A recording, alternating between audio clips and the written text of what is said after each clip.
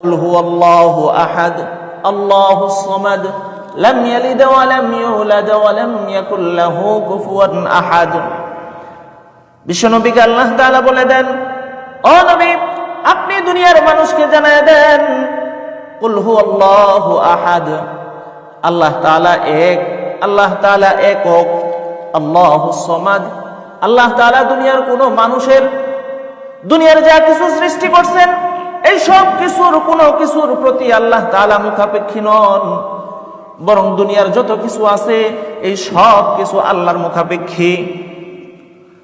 আল্লাহ তাআলা সামনে বলেন, লাম ইয়ালিদ ওয়া লাম ইউলাদ, আল্লাহ তাআলা দুনিয়ার মানুষকে যখন কাউকে সৃষ্টি করা হয়, সন্তান তার বাবা মার ঔরস থেকে আসে, সন্তানের চাইতে বাবার মর্যাদা বেশি, সন্তান বাবার কাছে মুখাপেক্ষী থাকে। আল্লাহ তাআলা বলতে চান লাম ইয়ালিদ ওয়া লাম ইউলাদ। আবার যখন বাবা বৃদ্ধ হয়ে যায়, বাবা সন্তানের মুখাপেক্ষী হয়। সন্তান যখন ছোট থাকে তখন সন্তান বাবা মার মুখাপেক্ষী থাকে।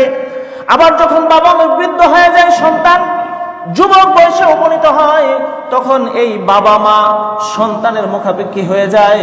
অর্থাৎ এক এক সময় তার মর্যাদা এক এক সময় এক একজনের বেশি হয়ে যায়। আল্লাহ তাআলা বলতে চান, লাম ইয়ালিদ ওয়া লাম ইউলাদ, আমি আল্লাহ কারো থেকে জন্ম গ্রহণ করিনি, আবার আমার থেকে কেউ জন্ম গ্রহণ করেনি।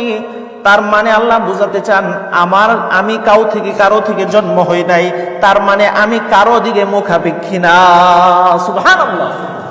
আল্লাহ তাআলা বলেন, লাম ইয়ালিদ ওয়া লাম ইউলাদ, আমি কারো থেকে জন্ম নেইনি, আবার আমার থেকেও কেউ জন্ম হয়নি। শেষ আয়াতে আল্লাহ তাআলা বলেন, লাম ইয়ালিদ ওয়া লাম ইউলাদ ওয়া লাম ইয়াকুল লাহু কুফুয়ান আহাদ, আমি হলাম এমন রবের রব, আমি হলাম এমন একজন আল্লাহ যার সমকক্ষ এই দুনিয়ার জমিনে আরো কেউ নেই। সুবহানাল্লাহ।